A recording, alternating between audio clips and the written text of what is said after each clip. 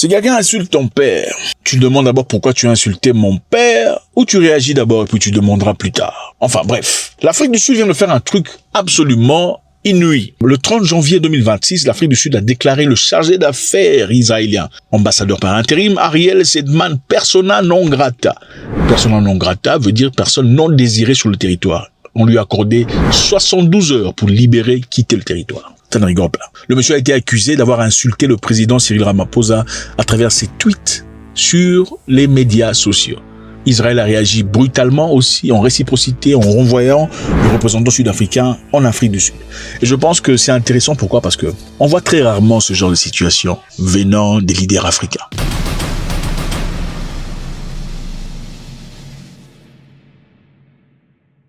En effet, ce n'est pas question d'être d'accord avec l'Afrique du Sud, pas du tout. C'est question de souveraineté et de capacité. Bon, si quelqu'un insulte ton papa, tu réagis comment? On y va, on va essayer de jeter un coup d'œil pour essayer de comprendre un peu plus profondément ce que ça représente. Le gouvernement sud-africain a évoqué plusieurs choses, et parmi lesquelles il y a deux raisons. La première raison présentée, c'est la violation inacceptable de normes et pratiques diplomatiques, constituant une atteinte directe à la souveraineté sud-africaine. En fait, il y a deux raisons pour lesquelles le monsieur a été chassé. Première raison, il a insulté le président. Il a fait des tweets que l'Afrique du Sud a trouvé insultants. Secondo, il serait parti, lui, accompagner des diplomates israéliens en Afrique du Sud, pas chez le président, mais dans les provinces, rencontrant des leaders traditionnels et passant par ces leaders traditionnels, ils sont partis dans des hôpitaux offrir des services et des cadeaux. Donc, comprenez un peu.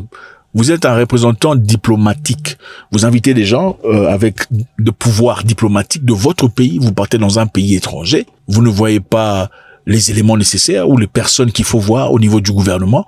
Vous ne voyez pas les personnes au niveau de province qui sont responsables. Mais vous allez chercher les leaders traditionnels. Les chefs coutumiers, c'est avec les chefs coutumiers que vous dealez. Et vous allez offrir vos offres d'aide et tout le bazar aux citoyens locaux. Pour gagner quoi? Point d'interrogation. Et l'Afrique du Sud dit, c'est une violation des normes internationales, ça ne se fait pas. Est-ce que toi tu peux partir dans la maison de quelqu'un, offrir un cadeau à sa femme sans lui en parler préalablement? Ou à sa fille? Non. N'est-ce pas? Non. Normalement, il faut dire, monsieur, j'ai un truc bien pour ta fille. Bon, comment d'abord tu vas dire, tu as un truc bien pour ma fille? Tu pourrais peut-être dire, j'ai un truc à te donner, peut-être que tu donneras à ta fille, parce que moi, j'ai donné à la mienne, n'est-ce pas? Continuons. On l'a accusé en premier d'utilisation répétée des plateformes officielles des médias sociaux israéliens pour lancer des attaques insultantes sur le président Cyril Ramaphosa. Qu'est-ce que le monsieur avait dit dans le passé? Avait fait un tweet disant, un rare moment de sagesse et de clarté diplomatique de la part du président Cyril Ramaphosa. Alors, qu'est-ce qui s'est passé là en réalité? C'était au moment où le président Donald Trump déclarait qu'il ne participerait pas à la célébration du G20 en Afrique du Sud, organisée à Johannesburg, parce que l'Afrique du Sud ne méritait pas de faire partie de cet événement. En ce moment-là, il disait aussi que nous n'inviterons pas l'Afrique du Sud à notre organisation de la G20. Franchement, regardez ce qui se passe dans certaines régions d'Afrique du Sud. Regardez l'Afrique du Sud. Que se passe-t-il? Regardez l'Amérique du Sud. Que se passe-t-il? Vous savez, je n'irai pas. On organise une réunion du G20 en Afrique du Sud. L'Afrique du Sud n'a même plus sa place au G20. Et c'est en ce moment-là que ce représentant israélien a fait un commentaire sur Twitter disant « Un rare moment de sagesse et de clarté diplomatique par le président Cyril Ramaphosa ». Je recommence. Lis encore, écrit, un rare moment de sagesse. Quand on dit un rare moment de sagesse du président, c'est-à-dire que le président n'est généralement pas sage. Parce que rare, ça veut dire quoi? Rare moment de sagesse. Ce n'est pas un moment de sagesse, c'est un rare moment de sagesse. C'est que monsieur le président n'est jamais sage. Et de clarté diplomatique. Donc monsieur le président n'a jamais de clarté diplomatique parce que c'est rare, n'est-ce pas ou pas? Ou on essaie d'identifier si les Sud-Africains ont pris ça de la bonne façon ou pas. Un rare moment de sagesse de la présidence et de clarté diplomatique. Alors les Sud-Africains, comme ils aiment pas les foutaises, comme les amis ivoiriens disent, ils aiment pas foutaises, ils ont dit, bon, ok, monsieur, prenez vos clics et vos claques, 62 heures ou 66 heures, partez. Alors, en réciprocité, Israël a réagi en renvoyant aussi le représentant sud-africain Shaun Edward Beneveld, diplomate sud-africain basé à Ramallah, qualifiant la décision sud-africaine de unilatérale et sans fondement. Cet affrontement diplomatique, évidemment, se produit dans un contexte de relations déjà très tendues entre les deux pays. Alors, on va essayer de comprendre. La première raison, c'est laquelle? Le monsieur a été impoli envers le président, d'après les Sud-Africains. Deuxième raison, une délégation israélienne, une délégation du ministre israélien des Affaires étrangères, dirigée par David Sangara, a effectué une visite à la province de Cap-Oriental, Eastern Cape. Là, la Cape orientale, c'est là que se trouvent des populations Xhosa. Je sais que beaucoup de personnes pensent, en voyant un Sud-Africain, qui sont tous Zoulous. Non, ils sont pas tous Zoulous. Je sais, c'est Shaka Zulu a joué un rôle très important, mais l'Afrique du Sud a 11 langues nationales et plusieurs tribus. Parmi eux, il y a les Xhosa, les Zoulous, les Tswana, les Pedi, les Ndébé, les tout le bazar. Alors, ils sont partis chez les Xhosa, qui étaient les opposants des Zoulous. Voilà la carte. Ils sont partis à Eastern Cape. Arrivés à Eastern Cape, ils ont fait 4 jours. Et en 4 jours, ils ont rencontré une délégation d'environ 50 chefs traditionnels locaux. Vous êtes ensemble. Vous quittez votre pays, vous entrez chez les gens, vous ne discutez pas avec le gouvernement, vous ne discutez pas avec le gouvernement provincial. Vous allez voir les chefs traditionnels, 50 chefs locaux, et visiter plusieurs institutions publiques. Visiter les institutions publiques d'un pays étranger, y compris l'hôpital général de Mthatha, l'hôpital universitaire Nelson Mandela. Sujet abordé. Qu'est-ce qu'ils ont abordé comme sujet là-bas? Une coopération potentielle dans le secteur de santé. Vous allez coopérer potentiellement dans le secteur de santé avec des hôpitaux publics ou des gens, sans parler au gouvernement. Deuxièmement, projets liés aux eaux et aux forages et à l'agriculture. La partie israélienne aurait aussi proposé des dons, des cadeaux, des biens ou d'assistance. Comme les Noirs aiment les biens et les assistances, évidemment, ils sont pauvres. Donnez-nous. Alors, l'Afrique du Sud dit qu'il y a violation de protocole. Pourquoi? Parce qu'aucune notification préalable ni autorisation officielle n'a été demandée à DIRCO. DIRCO, évidemment, c'est le département international de coopération. Est-ce que moi, je peux partir chez les gens sans voir les gens, d'abord eux-mêmes? Si on n'a pas de mauvaises intentions, quel était l'objectif final? Parce que si tu veux faire du bien à mon pays, c'est à moi qu'il faut parler parce que tu veux que je sente que tu es gentil. Ce n'est pas aux gens là-bas en bas. Et parmi les gens là-bas en bas qu'on a vu, on a vu un chef qu'on appelle Buyeleka Dalindwebo, qui est un opposant fervent de l'ANC. L'ANC, c'est le parti politique de Nelson Mandela, le parti politique au pouvoir. Le parti politique au pouvoir est là. Vous ne voyez pas ce parti politique. Vous ne voyez pas son gouvernement. Vous ne voyez pas le gouvernement provincial, mais vous allez voir des chefs traditionnels, parmi eux une personne qui n'aime pas le gouvernement actuel, pour vous emmener dans des hôpitaux et ailleurs, donner des dons et offrir des hôpitaux. C'est quoi l'objectif? Question mark. Alors, en conclusion, l'Afrique du Sud a perçu ceci comme atteinte directe à la souveraineté de l'Afrique du Sud dans le contexte fort des relations bilatérales. Inacceptable. Nous savons tous que les relations entre les deux pays sont très difficiles. Depuis que l'Afrique du Sud a fait la demande d'incriminer Israël pour ses œuvres à Gaza. On se pose la question ici. Est-ce que le gouvernement sud-africain est finalement en train de rejoindre Julius Malema? Regardez ce que Julius Malema avait à dire. Une action concrète serait de fermer cet Israël. Qui sommes-nous? Nous combattons. Que cela vous plaise ou non, nous combattons. Une guerre est en cours. L'Amérique mène la charge. Voilà notre position sur Israël. De quoi avez-vous encore peur? Fermez l'ambassade d'Israël. Nous ne pouvons pas partager un territoire. Nous ne pouvons pas partager notre terre avec des meurtriers. Malema a toujours été un fervent non amoureux de Israël. Ça, c'est évident. Mais dans ce cas, est-ce que c'est justifié? Est-ce que vous pensez que le gouvernement sud-africain a été un peu trop fort dans sa position en demandant se charger d'affaires israéliennes de quitter le territoire? Est-ce que Israël voulait simplement peut-être une gentillesse ou une sympathie à l'égard des Noirs sud-africains qui traversent des moments difficiles en leur offrant des histoires et des opportunités? Est-ce que Israël voulait simplement s'investir gentiment? Et la question sur le choix des personnes, c'est-à-dire les leaders traditionnels. Pourquoi Buyeleka Ndalidoebo? C'est une personnalité controversée. C'est un roi. C'est un roi qui a, dans le passé, fait tabasser un jeune homme de 18 ans. Après être tabassé, le petit, malheureusement, a perdu la vie. Et comme les Noirs généralement pensent qu'on est au pouvoir, on peut faire tout ce qu'on veut. On l'a emmené en justice pour ça, pour avoir tué le petit. Et étant en justice, il a été condamné pour homicide involontaire ou quelque chose comme ça, homicide deuxième degré, un truc comme ça. Les gens intelligents la savent. Mais quelque temps, il a été jeté en prison pendant un temps, malgré son pouvoir, par le gouvernement de l'ANC qui manifestement voulait faire respecter la loi, même si on est roi. Et quelques temps plus tard, il a été pardonné quelques années plus tard. Et est-ce peut-être la raison pour laquelle il n'aime pas ce gouvernement? Et ce serait évidemment un pion, les maillons faibles, en tout cas dans ce cadre géopolitique, pour s'insérer. Encore une fois, le président Cyril Ramaphosa était un peu trop chaud. Était-il un peu trop chaud dans son choix? Encore une fois, le gouvernement du président Cyril Ramaphosa était-il peut-être un peu trop chaud dans cette situation en demandant M. Ariel de quitter le territoire pour avoir fait un commentaire disant c'est un rare moment de sagesse du président de la République. Est-ce que bien vous pensez que les Sud-Africains font ce qui est nécessaire pour se faire respecter? Faites-moi savoir ce que vous en pensez.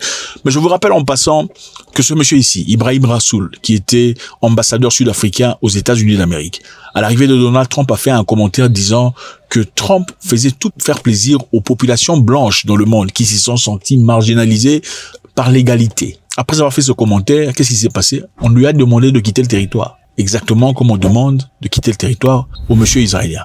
Est-ce que Trump, lui, peut le faire, pendant que l'Afrique du Sud ne peut pas le faire? L'Ukraine confirme la mort de plusieurs Nigérians et des Sud-Africains dans la guerre à Louhansk. Une folie incroyable, c'est complètement invraisemblable. On va essayer de décortiquer ce que ça veut dire. En départ, on disait que la Russie faisait des recrutements mensongers, c'est-à-dire fait des publicités, des travaux qui n'ont absolument rien à voir avec la guerre, pour finalement, après que les recrues arrivent, soient envoyés en guerre contre l'Ukraine. Mais est-ce vrai? Est-ce que la Russie est réellement en train d'envoyer des gens en guerre sans que ces personnes ne sachent dans quoi ils se sont engagés? On va le découvrir tout de suite. L'Ukraine vient de confirmer, les amis, la mort de 2 Nigérians. C'est une histoire triste mais sordide. Les hommes ont été identifiés comme Kamsa Kazim Kalowale, un homme de 42 ans, et un homme Mba Stéphane Udoka, né en janvier 88, un homme de 38 ans. 2 Nigérians tués en Ukraine. Ce qui est intéressant, que les services secrets ukrainiens ont fait de recherches sur ces personnes, découvrant même leur famille au Nigeria, des photos prises avec leurs femmes et leurs enfants. Donc ce sont des gens, des hommes de famille, des pères de famille qui sont partis en Russie malheureusement pour y mourir. L'Ukraine confirme que ces personnes ne sont pas parties en Russie pour faire un travail de sécurité comme ils le prétendent, comme plusieurs Africains le font d'ailleurs, disant nous sommes partis en Russie en l'objectif de travailler dans des industries, mais finalement on s'est retrouvés à la guerre. On nous a fait signer le papier dont on ne comprenait pas, écrit en russe, mais en fin de compte on s'est retrouvés ici en guerre. L'Ukraine dit c'est absolument faux. L'Ukraine confirme qu'ils ont des faits, des données concluants démontrant que ces personnes savaient exactement ce qu'ils faisaient. Donc les accusations portées sur Poutine, prétextant qu'ils sont en train de recruter des gens avec des fausses advertisements, est complètement faux.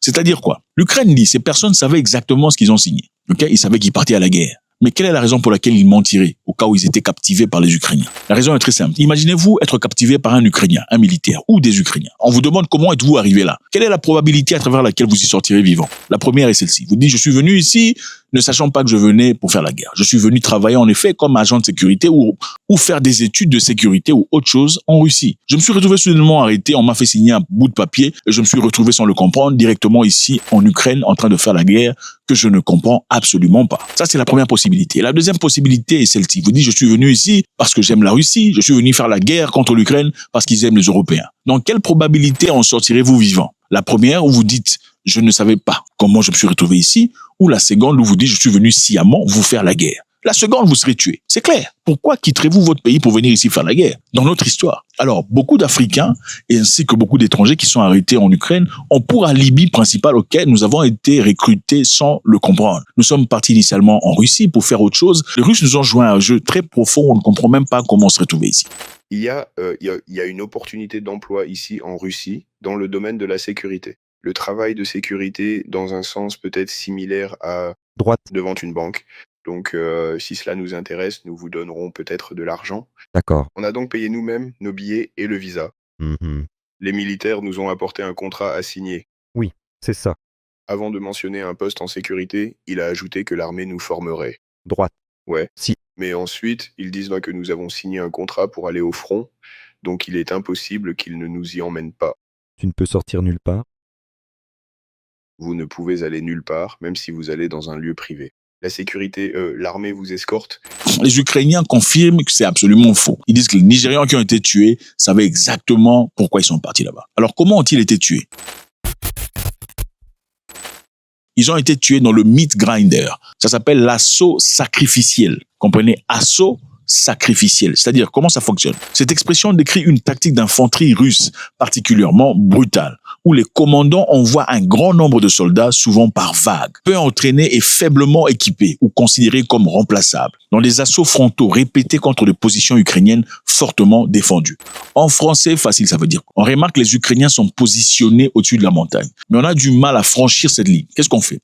On envoie des militaires peu entraînés, c'est-à-dire des recrues qui viennent à peine arriver de l'Afrique ou ailleurs. ou des prisonniers. On les envoie en première ligne, en groupe de 50, par exemple. 50 parlent, suivi de 30, suivi de 50, suivi de 30, suivi de 50. Quel est l'objectif? L'objectif n'est pas de gagner du terrain contre les Ukrainiens. L'objectif est celui de révéler la position des Ukrainiens. C'est-à-dire, les Ukrainiens sont cachés sur la montagne. Vous ne savez pas exactement comment les repérer. Qu'est-ce qu'il faut faire? Il faut envoyer des militaires peu entraînés. Il faut envoyer des militaires peu valables, c'est-à-dire des militaires remplaçables. Vous les envoyez, quand vous les envoyez, qu'est-ce qui se passe? Les Ukrainiens vont tirer. Quand ils vont tirer, en tirant, ils révèlent leur position. Comme ça permettra à l'artillerie de bombarder où les Ukrainiens se trouvent. Vous comprenez? En anglais, on appelle ça le meat grinder. En français, on l'appelle aussi l'assaut sacrificiel. L'objectif, c'est être sacrifié pour révéler la position de l'ennemi afin qu'il soit écrasé. L'objectif n'est pas nécessairement de réaliser des percées rapides avec un minimum de pertes, mais plutôt d'épuiser le défenseur ukrainien par la pression constante et puis les munitions. Et ensuite révéler des tirs ukrainiennes, les emplacements des drones et les points fortifiés afin de faire des attaques réussies. Donc, les Africains, en d'autres termes, sont servis pas pour faire la guerre. On se sert des Africains dans le meat grinder ou l'assaut sacrificiel, dans l'objectif de surcharger la défense ukrainienne pour que les militaires expérimentés enfin l'écrasent. Maintenant, est-ce que j'ai pitié de ces deux Nigérians? Absolument pas. Désolé, je pense que la vie, l'argent est très important. Mais quand vous sacrifiez votre famille, vos enfants, vos femmes, pour aller faire la guerre en Russie, dans l'objectif de vous faire de l'argent, c'est une décision que vous avez prise consciemment. J'aurais peut-être eu pitié d'eux s'ils étaient partis sans le savoir, ok? Partis travailler dans des boucheries, finalement vous vous retrouvez bouché dans la guerre. Là, je dirais, ok, je suis vraiment désolé. Mais dans un cas comme ça, absolument pas. Pourquoi irez-vous mourir dans une guerre que vous ne comprenez pas au nom de l'argent? Je comprends pas. Je pense qu'il y a plusieurs façons de faire de l'argent que d'aller mourir dans la guerre qu'on ne comprend pas. Par contre, je serai toujours déçu par le gouvernement nigérian, qui ne fait absolument rien pour changer la vie des jeunes Nigérians. Ok, c'est bien triste. Une population de plus de 220 millions d'habitants, dont on ne sait pas comment limiter le nombre. Comprenez, le Nigeria grandit au jour le jour. Tout le monde veut faire au moins 2-3 enfants. Dans 10 ans, il y en aura combien? 500, 600 millions d'habitants. Et en fin de compte, vous en faites pas. En fin de compte, ça touchera aussi votre pays. Parce que les Nigérians ne vont pas vivre au Nigeria, puisqu'il n'y a pas assez de ressources pour tout le monde. Ils iront aller dans les pays à côté. Et les Nigérians que vous connaissez ne sont pas nécessairement des gens absolument humbles, hein, pas du tout. Ce sont des gens qui réclament leur terrain. Et quand vous réclamez votre terrain chez autrui, après longtemps, ça peut devenir compliqué et xénophobe. Le même cas des Sud-Africains. Dans le cas des Sud-Africains, Vladimir Poutine a promis de renvoyer, de rapatrier des Sud-Africains qui sont engagés à la guerre en Ukraine. Contrairement aux Nigérians, saisissez-moi bien, Poutine pour les Sud-Africains a promis de renvoyer des Sud-Africains engagés à la guerre en Ukraine, en Afrique du Sud. Le président russe Vladimir Poutine s'est engagé à soutenir le rapatriement des Sud-Africains bloqués sur le front de la guerre Russie-Ukraine. Cet engagement, évidemment, est arrivé dans un appel téléphonique entre le président sud-africain Ramaphosa le 10 février, au cours duquel les deux dirigeants ont convenu de travailler ensemble sur le processus. Comment c'est arrivé là? Parce que l'Afrique du Sud a mis la pression sur son président. Ouais, il faut faire partie des pays qui se respectent, où la population peut faire la pression sur le président et le président réagit sur une cause qui n'a absolument rien à gagner au président. Ok? C'est-à-dire, la population dit, nous avons nos frères qui sont coincés en Ukraine. Nous ne savons pas comment ils sont partis là-bas.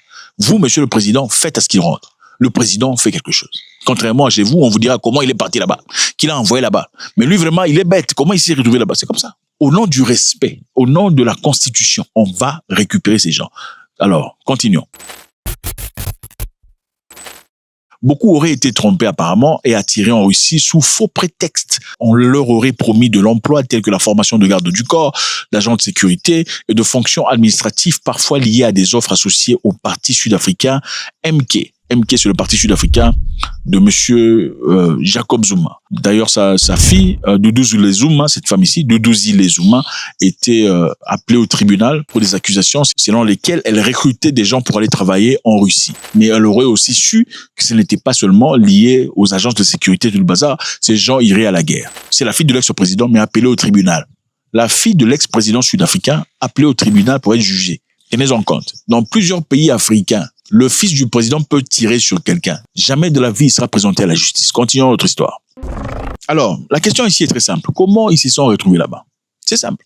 C'est l'amour de l'argent. Vous pensez que ces gens sont partis là-bas parce qu'ils pensaient travailler en agence de sécurité et tout le bazar? Écoutez, il y a plusieurs agences de sécurité en Afrique du Sud. Pourquoi ne pas travailler en Afrique du Sud? Bon, je pars en Russie parce qu'il y a plus d'argent. Bon, pourquoi vous partirez en Russie pour aller faire un boulot dans un pays clairement en guerre? Et après avoir entendu, puisque c'est pas la première fois, qu'il y a eu des rapports selon lesquels des gens qui partent en Russie pour du travail se retrouvent en guerre en Ukraine. Pourquoi déciderez-vous, avec âme et conscience, d'aller vous retrouver dans des conditions très similaires? Ça n'a aucun sens. Par contre, ce qui a de sens, c'est quoi? Ce sont des gens qui auraient peut-être signé un contrat disant, on va aller en Russie pendant 3 mois ou 6 mois faire la guerre en Ukraine, gagner de l'argent et rentrer à la maison. Mais après avoir achevé leurs 3 mois ou 6 mois, on leur aurait dit, écoutez, monsieur, vous ne partez pas encore. Il faut continuer. Hein? On veut encore de vous ici pendant 4 mois. Ou peut-être la guerre a vraiment chauffé. Ils ont dit, non, nous, on va arrêter, on veut rentrer. Les Russes ont dit, non, vous ne rentrez pas. Vous ne rentrez malheureusement pas. Imaginez-vous un Sud-Africain qui se retrouve en Ukraine après avoir signé un deal et son deal est fini après 6 mois. Il veut rentrer à la maison. Les Russes disent, tu ne rentreras pas. Il faut continuer encore 6 mois. Comment il va rentrer? Il ne peut pas rentrer. Quelle est sa seule façon de rentrer à la maison? Soit il se donne aux Ukrainiens, ou bien il fait appel à son gouvernement disant, écoutez, sortez-moi d'ici, je ne sais pas comment je suis arrivé ici. Je suis venu en Russie pour travailler ou étudier et finalement on m'a balancé ici sans que je le sache. C'est plus convenable, n'est-ce pas? En tout cas, dans tout ça, la leçon est très simple. Cette guerre ne vous appartient pas, ne vous y engagez pas. L'argent est très bien dans la vie, okay? C'est bien. On ne sera pas tous des Dangote, Aliko Dangote, absolument pas. Il faut aussi savoir se contenir de ce que Dieu vous donne. C'est très important. L'argent peut se faire, mais au prix de la vie et le souci de la famille, ça n'a aucun sens. Faites-moi savoir ce que vous en pensez. Je pense qu'il y a des leçons très intéressantes ici, plusieurs en tout cas, y compris avoir un président dans un pays où les gens se respectent. Ça vous donne un autre niveau de sauvegarde et de respect international. God bless. Dans la vie, si vous n'êtes pas fort, personne ne vous respecte. Vous n'avez pas d'argent, personne ne vous respecte malgré votre âge. Vous êtes un pays avec des hommes poltrons qui ont peur de faire la guerre. Personne ne vous respecte, même les pays les plus petits vont vous dominer. C'est ça. Le respect s'impose. Le respect ne se demande pas. La loi et la justice n'existent pas. En effet, elle existe seulement pour ceux qui sont forts. Qui a le droit d'avoir une bombe nucléaire dans la vie? On va parler d'une histoire très intéressante ici.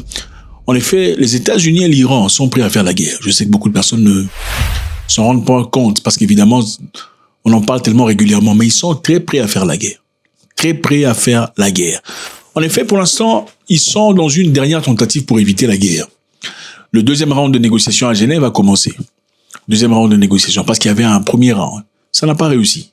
Il y avait Oman qui était comme intermédiaire entre les États-Unis et l'Iran. Parce qu'ils ont du mal à discuter entre eux. Il y a des présences des émissaires américains. Lesquels? Le diplomate en cours, il y a Vitkov, ce monsieur ici, qui est un grand businessman, ami personnel de Donald Trump. Et ce monsieur ici, Kushner, qui est le beau-fils de Donald Trump. C'est aussi un monsieur riche, un multimilliardaire. En effet, Trump ne laisserait pas sa fille épouser un pauvre, hein, c'est clair, c'est évident. Et ce n'est pas une personne qui est carrément venue dans la famille de Trump pour des profits financiers, en tout cas pas directement. Bref. Les États-Unis d'Amérique veulent quelque chose de l'Iran. Mais qu'est-ce que c'est? Ils veulent le programme nucléaire. Qu'est-ce qu'ils veulent, en effet? Washington exige l'accès au matériel nucléaire iranien. C'est-à-dire, ils veulent que l'Iran cède ce matériel. Et c'est ce matériel qui permet à l'Iran d'avoir un peu ce système de déterrence. Les États-Unis veulent que l'Iran cède le matériel nucléaire. Washington veut ça immédiatement. Deuxièmement, l'Iran enrichit le nucléaire, l'uranium, jusqu'à 60%, proche du seuil militaire, qui est généralement à 90%. Donc quand vous enrichissez l'uranium à 90%, là vous pouvez créer une bombe atomique. À 60%, ce n'est pas encore arrivé, mais c'est très près. C'est évident. Mais ce qu'on sait, depuis juin 2025, les Américains ont frappé les sites iraniens nucléaires. On a vu, quand ils ont bombardé avec leurs bombardiers furtifs, les États-Unis pensaient pouvoir oblitérer le système iranien. Mais depuis lors, quelque chose s'est passé. Quoi? Depuis lors, il n'y a eu aucune vérification claire de l'état réel du stock iranien nucléaire. Avant le bombardement, il y avait des gens qui avaient pour objectif de vérifier le stock nucléaire iranien. Mais après que les États-Unis eurent bombardé l'Iran, il n'y a pas eu de vérification. Donc on ne sait pas. Même en parlant de 60% d'enrichissement, on essaie de tâtonner, on ne sait pas exactement à quel point sont les Iraniens pour l'instant. Mais les États-Unis et Israël veulent plus qu'un contrôle, ok? Ils exigent numéro 1, le démantèlement total du programme nucléaire iranien et plus d'enrichissement du tout. Donc l'Iran n'aura plus le droit d'enrichir ou même d'avoir du matériel pour enrichir. C'est ce qu'ils veulent. Et pour finir, ils veulent le démantèlement complet des infrastructures. Suivez ce que M. Benjamin Netanyahu avait à dire. Il dit, pour arriver à un point de négociation, il y a beaucoup d'éléments à suivre. Suivant. J'ai dit que si un accord devait être conclu, il devrait comporter plusieurs éléments. Plusieurs éléments que nous estimons importants, non seulement pour la sécurité d'Israël, mais aussi pour la sécurité du monde. Il ne doit y avoir aucune capacité d'enrichissement. Il ne s'agit pas seulement d'arrêter le processus d'enrichissement, mais de démanteler l'équipement et l'infrastructure qui permettent d'enrichir dès le départ. Les États-Unis d'Amérique veulent que l'Iran cède leur programme nucléaire. Le nucléaire, c'est important. Pourquoi? C'est important parce que c'est comme ça qu'on se fait respecter. En effet, remarquez que les pays qui font partie du Conseil de sécurité, aujourd'hui, ils ont quelque chose en commun. Qu'est-ce que c'est? Okay? L'Angleterre, les États-Unis, la France, la Chine, la Russie. Ils sont tous des puissances nucléaires. Ils ont tous des bombes nucléaires. La raison principale pour laquelle on n'a pas encore bombardé la Corée du Nord aujourd'hui, bien qu'on hait son président, c'est probablement parce qu'ils ont une bombe nucléaire. Okay? Et l'Iran a estimé que puisque nous sommes trop intimidés, vous nous dérangez tout le temps, vous nous faites du bruit, peut-être qu'il est temps que l'on développe notre propre bombe nucléaire. Alors, les États-Unis d'Amérique se rendent compte que l'Iran ne peut pas le faire. Maintenant, récemment, l'Iran a montré des signes d'ouverture à cette idée, donc de pouvoir démanteler le programme nucléaire, mais à une seule condition. Quelle condition? La levée totale des sanctions américaines. Pour ceux qui ne savent pas, l'Iran est sanctionné par les États-Unis depuis quelques années. Ceci ne permet pas à l'Iran de pouvoir commercer, importer, exporter. Vous savez, un pays a besoin de correspondance pour se faire de l'argent, pour se faire une vie. Sinon, ça devient très compliqué. L'Iran dit, on peut arrêter notre programme, on peut vous donner les matériels que vous désirez sur le nucléaire, mais en une condition, la levée des sanctions américaines. La deuxième demande, c'est une exigence majeure. Limiter ou détruire le programme de missiles balistiques iranien. Limiter ou détruire le programme balistique iranien. C'est-à-dire quoi? L'Iran, évidemment, à part la bombe nucléaire qu'ils essaient d'avoir, ont des missiles très avancés. En effet, on dit qu'en Asie de l'Ouest, pour l'instant, l'Iran posséderait le plus de stocks de missiles. On estime à 3000 missiles iraniens sous-sol qui sont protégés. On n'a pas pu atteindre ça. Quand les Américains ont bombardé l'Iran, ils n'ont malheureusement pas pu atteindre ces missiles qui sont protégés sous-sol. Ces missiles constituent la principale force de dissuasion du régime. Donc, rendez-vous compte d'ailleurs, au mois de juin dernier déjà, Israël a neutralisé une grande partie des systèmes de défense iraniens en quelques jours. Oui, ils ont pu pénétrer l'espace aérien iranien et détruire les systèmes de défense iraniens très rapidement. C'était très rapide. Ils ont pu le faire. Mais Téhéran a dû compter sur ces missiles pour empêcher une escalade. Sinon, ils auraient oblitéré complètement l'Iran. Téhéran a pu résister. En effet, ils ont bombardé Tel Aviv à plusieurs reprises dans le centre. Et ça a été beaucoup plus compliqué que Israël l'estimait. C'était pourquoi? C'est à cause de leur programme balistique. Maintenant, on veut démanteler le programme nucléaire, on veut aussi un démantèlement du programme balistique. Et là, l'Iran dit... Le président des États-Unis affirme que notre armée est la plus puissante du monde, la plus forte du monde, peut-être à un tel point. Parfois, elle est frappée si violemment qu'elle ne peut même plus se relever. Ils disent « Nous avons envoyé un destroyer vers l'Iran, un très bon destroyer ». Bien sûr, c'est un engin dangereux, mais encore plus dangereux que le destroyer. C'est l'arme capable de lui ôter sa puissance au cœur de la mer. Ce n'est pas le moment de négocier. Si des négociations doivent avoir lieu, décider du résultat à l'avance est une chose erronée et insensée à faire. On n'accepterait pas. Pourquoi on n'accepterait pas? Parce que cela va fragiliser le régime et ça rendrait le pays totalement vulnérable à n'importe quelle attaque. Maintenant, rendez-vous compte d'une histoire. Le nucléaire est une menace future. On a peur du nucléaire parce que ça pourrait présenter une menace future. On estime que l'Iran ayant une bombe nucléaire, dans le futur, pourrait bombarder Israël. On imagine. Mais les missiles balistiques est une menace immédiate. Parce qu'on a vu les effets. On a caché les images en Israël, mais ça a fait des dégâts énormes. On veut que Téhéran rende tout ce programme. Donald Trump ira-t-il jusqu'au bout? Va-t-il appuyer sur la gâchette? On l'a vu à plusieurs reprises, il est venu, mais il n'a rien fait. Il est venu, il n'a rien fait. Mais nous avons aussi remarqué récemment un déploiement majeur militaire pour envoyer un signal très fort. Nous savons, premièrement, qu'il y a un porte-avions déjà dans la région, le USS Abraham Lincoln, qui est présent. Il y a aussi le USS Gerald Ford, qui est le plus grand bateau de guerre au monde, qui arrive vers le même secteur.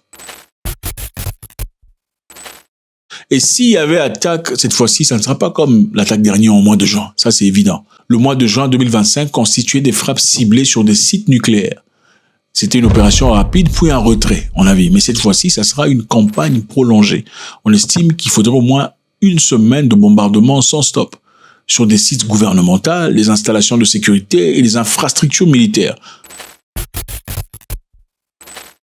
Il est évident, l'Iran ne partira pas seul. Il y a plusieurs bases militaires sous la portée des missiles iraniens. Ça, c'est évident. Regardez sur la carte. L'Iran a menacé de frapper les alliés des États-Unis dans la région. Donc, Dubaï, pour tous ceux qui partent à Dubaï pour faire la fête, ça sera pas de la blague du tout. Qatar, il y a l'Arabie Saoudite et tout ce pays-là entrerait dans la pagaille totale. Il est évident aussi, ces pays ont demandé aux États-Unis de ne pas provoquer l'Iran. Ils ne veulent pas aller en guerre. Est-ce que Washington écoutera?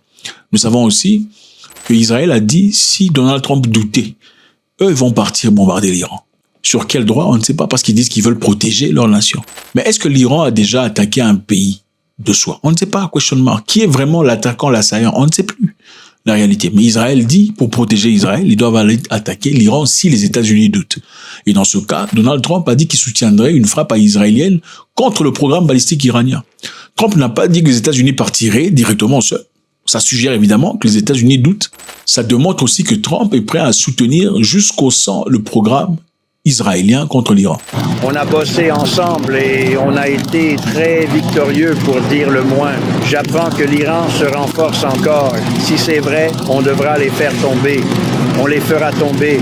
On va les écraser, mais j'espère que non. Alors, regardez cette partie-ci. Le détroit d'Ormuz. C'est une arme économique. L'Iran mène actuellement des exercices militaires dans le détroit d'Ormuz. Maintenant, là, ils font des exercices. C'est pour démontrer, pendant que les négociations se passent, ils font une démonstration de force. Ce passage est un passage stratégique. Pourquoi? Parce que le détroit d'Ormuz transporte environ 20% du pétrole mondial. Ça passe par là. Donc, s'il y a problème ici, il y aura beaucoup de problèmes dans le monde. Pourquoi? Parce que le problème est que le prix du pétrole va grimper comme pas possible. Et si le prix du pétrole grimpe, le prix de tout grimpe. Le riz, les bananes, les sorgho, les maïs et tout. Les habits, tout ce que vous voulez, les électroniques. Pourquoi? Parce que tout ce dont vous avez besoin aujourd'hui en société a besoin d'être transporté quelque part. Donc l'Iran risque de bloquer ici. Ok, bloquer le détroit, ça c'est numéro 1. Secondo, poser des mines marines. En posant des mines, ça rend l'endroit très dangereux pour être parcouru par des bateaux ou même des pétroliers. Ok, l'impact économique mondial sera immédiat, ça c'est évident. Alors, une autre chose, Trump a dit que le régime était affaibli. Il dit depuis 1979, le régime n'a pas été aussi faible. Donc s'il y a un moment précis pour catapulter les choses en Iran, c'est maintenant qu'il faut le faire. Pensez-vous qu'ils vont tirer sur la gâchette? Faites-moi savoir ce que vous en pensez. Est-ce qu'on a le droit d'avoir une bombe atomique en tant qu'un pays libre? Qui est celui qui doit décider qui doit avoir quoi? Voilà, je pense que c'est une façon de montrer clairement que nous ne vivons pas dans un monde libre. C'est la loi du plus fort. Le plus fort ne veut pas que vous deveniez comme eux. Sinon, vous auriez les mêmes pouvoirs, les mêmes droits. Il faudrait toujours établir une certaine colonisation, un certain gérant, un certain contrôle sur vous. Voilà pourquoi on va vous limiter sur... Je ne sais pas, quel est le pays que l'Iran a déjà attaqué avec une bombe? Ouvertement, une bombe atomique ou dans l'objectif de détruire. Point d'interrogation, quels sont les pays que les États-Unis ont attaqués? Point d'interrogation, quels sont les pays que les autres ont attaqués? God bless. Est-ce que Trump va tirer sur la gâchette? Point d'interrogation. Faites-moi savoir ce que vous en pensez, c'est toujours avec beaucoup de plaisir. God bless.